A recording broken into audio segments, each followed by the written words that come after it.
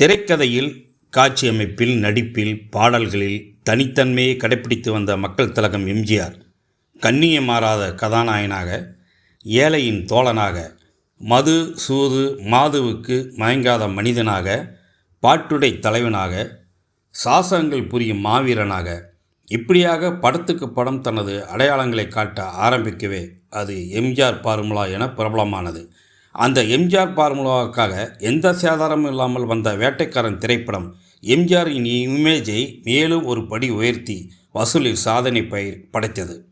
1964 தேவர் films தயாரிப்பாக வந்த இந்த படத்தில் கௌபாய் கதாபாத்திரத்தில் தோன்றி அசத்தினார் எம்ஜிஆர். இதில் எம்ஜிஆரின் ஜோடியாக சாவித்திரி நடித்திருந்தார். வேட்டைக்காரன் பட வெற்றிக்கு பிறகுதான் எம்ஜிஆர் தீவிரமாக அரசியல் களத்தில் இறங்கினார்.